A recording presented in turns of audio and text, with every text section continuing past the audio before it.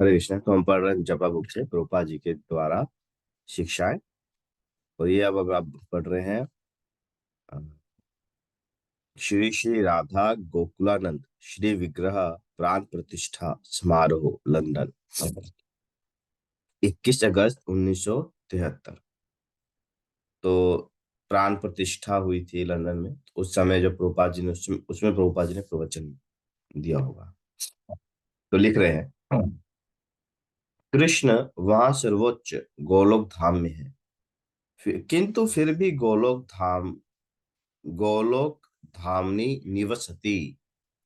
यद्यपि वे वहां विराजमान हैं, अखिल आत्मभूतो वे सर्वत्र हैं।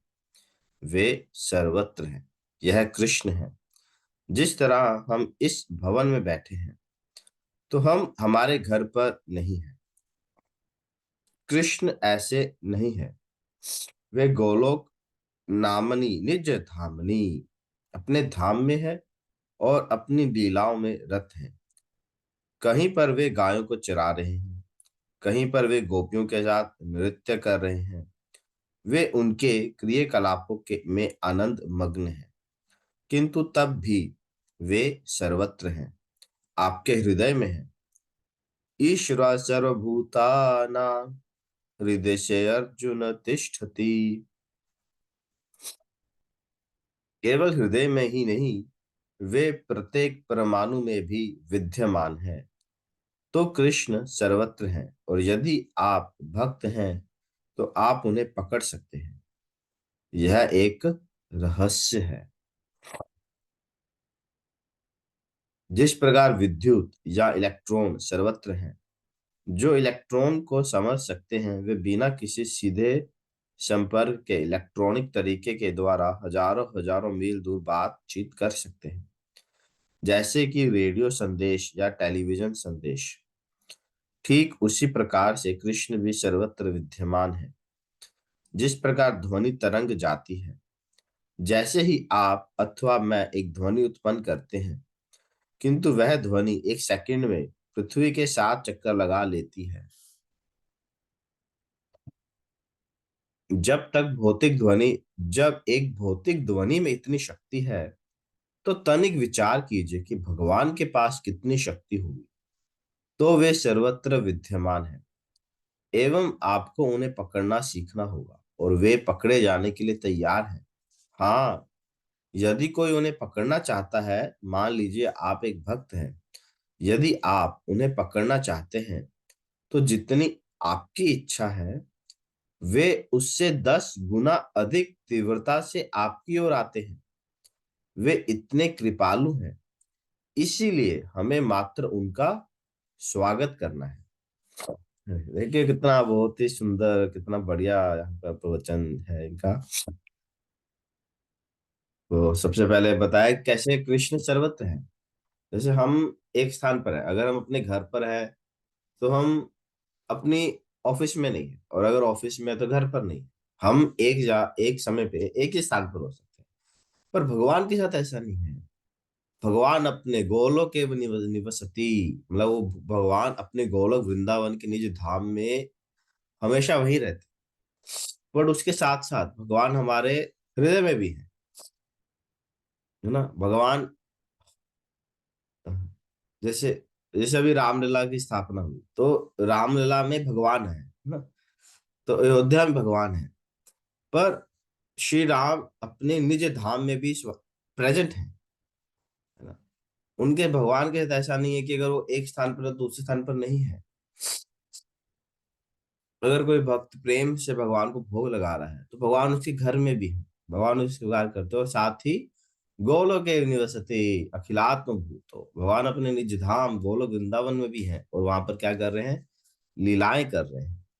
और इस बात को देखिए प्रभुपाद जी ने एक वैज्ञानिक तरीके से समझाया कि, है ना, जैसे एक इलेक्ट्रिसिटी, इलेक्ट्रॉन, है ना, जो पूरा संसार है वो किससे बना हुआ है, अणु अणु से बना है, एटम।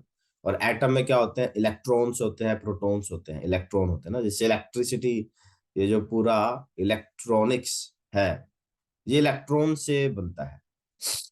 इलेक्ट्रॉन इसका बेसिक कंपोनेंट है, कंपोनेंट तो नहीं बोलेंगे, एलिमेंट है। है ना। अब जो इलेक्ट्रॉनिक्स का ज्ञान रखते हैं, उन्होंने क्या क्या नहीं बना दिया ना, क्या क्या टेक्नोलॉजी है कि आज हम यहाँ बैठकर पूरे संसार के किसी भी कोने में कोई व्यक्ति बैठा उससे हम बात कर सकते हैं इंटरनेट के थ्रू, फोन के थ्रू। तो जब एक भौतिक, है ना, एक संसारिक चीज में कितनी इतनी शक्ति है, तो भगवान में कितनी शक्ति होगी। एक साउंड वाइब्रेशन, मैं यहाँ अपने घर में बैठकर बोल रहा हूँ, बट आप सब अपने अपने घरों में बैठे, है ना, इस शहर के अलग अलग लोकेशन में बैठे, बट एक इस टेक्नोलॉजी में कितनी शक्ति है कि आप सब सुन पा रहे हैं। यहाँ देखिए साइंटिफिक मेथड क्या बता रहे हैं कि जो एक साउंड वाइब्रेशन की कितनी स्पीड है, देखिए 1 सेकंड में जो साउंड वाइब्रेशन हो पृथ्वी के 7 चक्कर लगा सकती है, 7 राउंड्स ऑफ अर्थ। तो जब एक संसारिक चीज में इतनी शक्ति है, तो भगवान में कितनी शक्ति होगी, भगवान में कितनी शक्ति होगी। तो भगवान सब जगह है। और अंत में प्रभुपा जी कितना ही देखिए एक उत्साहमयी बात बोल रहे हैं कि भगवान को भक्त पकड़ना चाहता है, और भक्त जितनी इच्छा करता है उससे 10 गुना अधिक इच्छा भगवान की होती है। अगर हम भगवान की ओर 1 कदम बढ़ाते तो भगवान भक्त की ओर 10 कदम बढ़ाते हैं। भगवान इतनी तीव्र इच्छा रखते हैं कि कब आओ आओ, मुझे पकड़ लो, मुझे पकड़ लो। तो भगवान इतने कृपालु हैं। तो और भक्त को क्या करना है, मात्र हमें उनका स्वागत करना है, मात्र हमें बस इच्छा रखनी है कि भगवान हम आपको पकड़ना चाहते हैं, हम आपका भक्ति करना चाहते हैं। तो और भगवान क्या है, फिर हर प्रकार से हर संभव सहायता प्रदान करते हैं। ठीक है, तो इसके साथ इसके साथ ही हम यहाँ विराम देते हैं। Thank you very much. बहुत ही बढ़िया। रूपा जी के लेक्चर बहुत बढ़िया होते हैं। आप हमें हम एक ही दिन वैसे प्ले करते हैं थर्सडे को, क्योंकि हम ज्यादा स्ट्रेस नहीं देना चाहते आपको तो नहीं तो वो ज्यादा हेक्टिक हो जाता है अगर डेली डेली करना है। पर आप अपना समय निकाल कर अपने दिन में, हफ्ते में एटलीस्ट 1 घंटा रूपा जी का प्रवचन आपको बैठ के सुनना चाहिए। ढेरों लेक्चर्स हैं यूट्यूब पर, तो कोई भी रूपा जी का प्रवचन निकाल कर सुनिए। शुरुआत में थोड़ा सा, अभी तक तो आप सब यूज टू हो चुके होंगे प्रभुपा जी के एक्सेंट से, प्रभुपा जी की जो शैली है बोलने की। शुरुआत में थोड़ा सा ऊपर नीचे लगता है, बट आई थिंक अब तक तो आप सब यूज टू हो चुके होंगे। तो प्रभुपा जी के जो लेक्चर्स हैं वो बहुत मतलब बहुत ग्राउंड पे रहता है। ऐसा नहीं कि बहुत ही कुछ हवा में बातें कर रहे हैं ऐसे ही, जैसे भगवान सब जगह है, इसको प्रभुपाद ने कितना ही वैज्ञानिक रूप से समझाया, है ना। ऐसे कोई भावना के रूप में नहीं है कि हाँ कृष्ण है, कृष्ण है। प्रभुपाद जी ने हर चीज, पूरे भगवान को प्रभुपाद जी वैज्ञानिक रूप से स्थापित करते हैं, ताकि अगर कल को कोई भी व्यक्ति आपको चैलेंज करे, आपको प्रश्न करे, है ना, जैसे आजकल की युवा पीढ़ी है ना, तो युवा पीढ़ी कॉलेज में जाती है, साइंस सीखती है, आजकल के जो कॉलेज है, स्कूल्स हैं, वो भगवान के बारे में नहीं बताते हैं, वो भगवान को नकारते हैं कि god is dead, there is no god, सिर्फ हार्ड वर्क है, अपनी मेहनत है। और संसार से को क्या करना है, संसार इंद्र तृप्ति के लिए है, मतलब अपने आप को खुश करना है, पैसा कमाना है, अमीर बनना है। आज संसार में बस यही सब सिखाया है ना।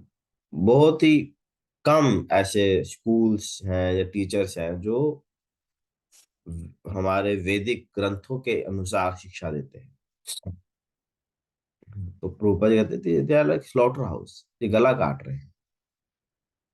तो अम, तो जब ऐसे, अब चारा नहीं है, माता पिता स्कूल भेजते ही हैं। तो जब ऐसे बच्चे आपसे प्रश्न करेंगे, अरे मम्मी ऐसा क्यों कर रही हो, क्यों मुझे अगरबत्ती घुमा रही हो, क्यों तिलक लगा रही हो, क्यों मैं मंदिर जाऊं, तो अगर प्रभुपा जी के पुस्तकों का ज्ञान होगा तो उस समय आप उन्हें आंसर कर पाएंगे। और ऐसा नहीं कि बच्चा हाँ बस करना चाहिए, ये तो हमारा चलता आ रहा है, भगवान की इतने कृपालु है, वो ऐसे नहीं। तो उससे बच्चे नहीं मानते। बच्चों को अगर हम साइंटिफिक लॉजिकल साइंस बात कर पाएंगे, उस तरीके से उन्हें आंसर दे पाएंगे, तो देखिए वो भी फिर एक्सेप्ट करेंगे। इसलिए प्रोपा जी की जो पुस्तकें हैं, ये इनको पढ़ना बहुत आवश्यक है। ये सिर्फ अपने लिए ही नहीं है, इससे हम हमारे, आप देखिएगा, आप सब अभी जब कर रहे हैं, है ना, तो अभी हो सकता है आप जो है अभी अपने घर में ही करते होंगे, अभी आप पब्लिकली नहीं करते होंगे, है ना। जैसे मान लीजिए आपके जो दुकान में है या फिर ऑफिस में है, उनके आसपास के लोगों को शायद अभी उतना ना पता हो। तो जैसे जैसे ये बातें छुपाई नहीं छुपेंगे, जैसे जैसे आसपास के लोगों को पता चलेगा, अरे ये तो जब करता है, ये जब करती है, जैसे कौन वालों से जुड़ा हुआ है, ये प्रोग्राम में जाती है, ये प्याज लहसुन नहीं खाता है, या फिर ये शराब नहीं पीता है, ये स्मोकिंग नहीं करते हैं। तो जैसे जैसे बातें फैलेगी ना, पीपल विल आस्क यू, या फिर आज या तो आपको चिढ़ाएंगे, या तो आपको आपके ऊपर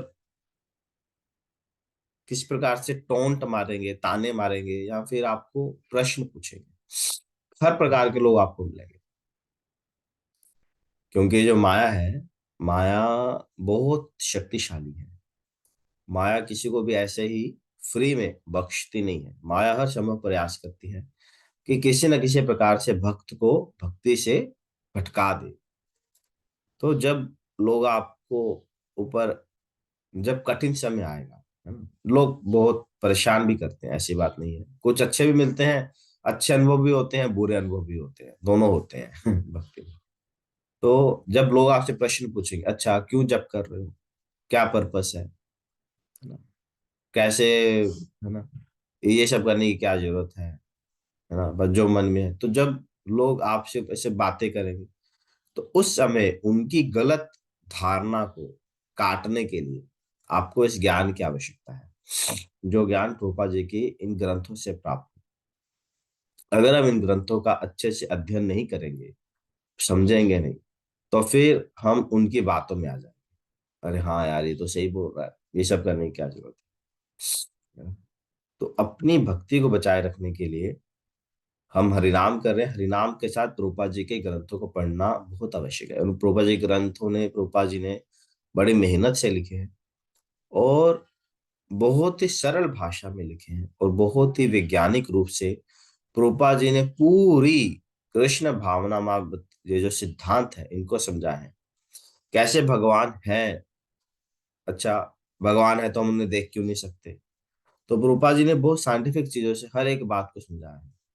शास्त्र कैसे सत्य है, हम कैसे आत्मा है, भगवान अपना धाम है कैसे है,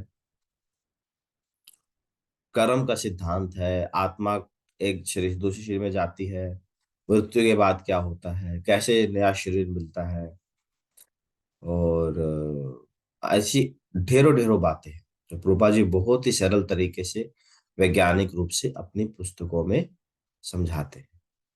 तो इनका हमें विशेष प्रतिदिन समय निकाल कर, प्रतिदिन कम से कम 1 घंटा हमें निकाल कर पढ़ना चाहिए। 1 घंटा ना हो तो आधा घंटा पढ़े, है ना, तो प्रतिदिन जप और प्रोपजीक अध्ययन, इन दोनों को हमें अवश्य करना चाहिए।